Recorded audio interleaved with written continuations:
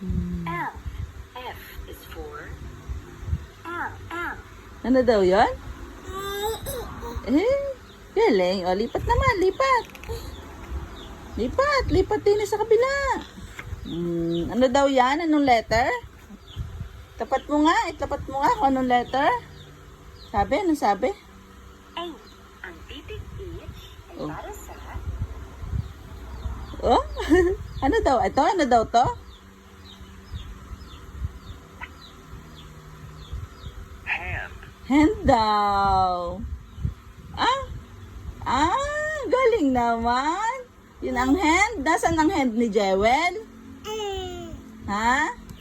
Ayos yung hawak. H. Oh, H daw. H. Anong dede? Daddy yan. Ay, hindi naman yung daddy.